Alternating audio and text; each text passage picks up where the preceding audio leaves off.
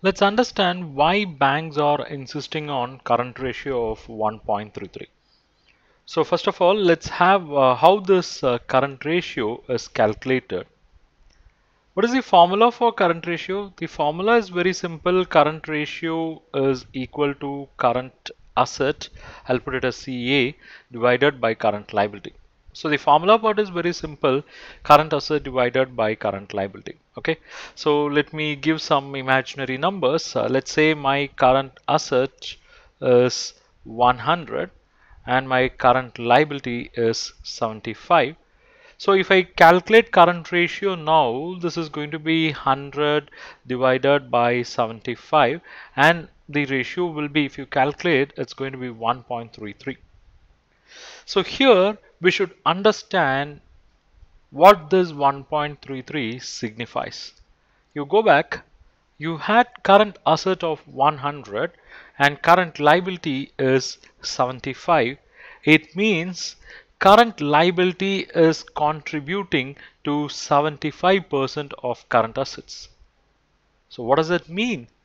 The remaining 25%, okay, the remaining 25% of current assets are contributed by some long-term funds, because 75% of current assets were contributed by current liability. It means the remaining 25% of current assets were contributed by whom?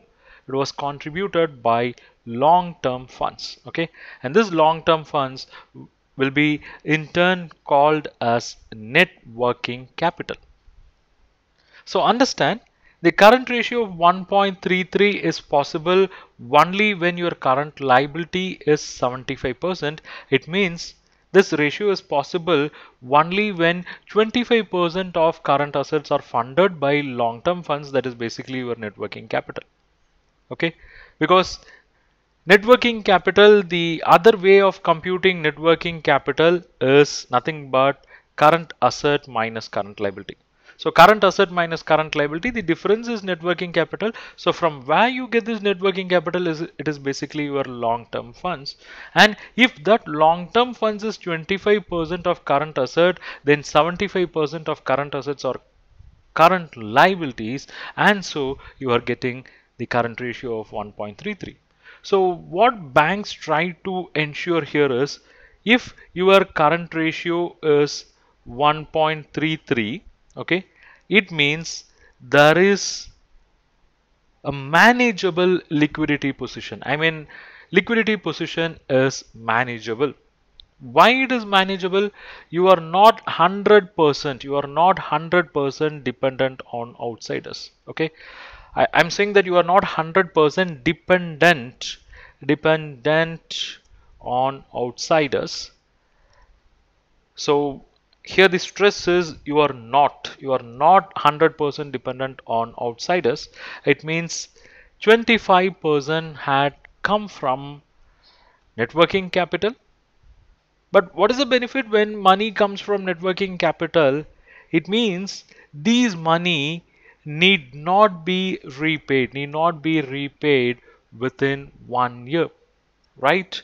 Whereas current liabilities, if you take all these current liabilities, they got to be repaid within 1 year. So when you have some obligations to be settled within 1 year, you have what is known as liquidity stress. When you will have this liquidity stress, you will have liquidity stress if you don't have matching or greater than current assets. I mean, if you don't have matching current assets or greater current assets, you will have liquidity stress. But if you have 25% of current assets funded by net working capital, then you need not worry about repaying them within 1 year. Whereas current assets are those assets where you can convert them into cash within 1 year.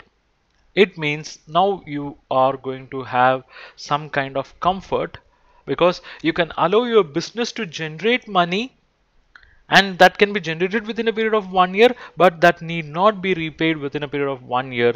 It means your business will have what is known as liquidity. Liquidity means your ability to pay your short term expenses. Okay, ability to pay your short term expenses and ability to pay your short term obligations, and all these are made possible when you are allowed to retain certain cash or certain money generated in business within business, and all those are possible when you have current ratio of 1.33, and that's why banks are insisting on current ratio of 1.33.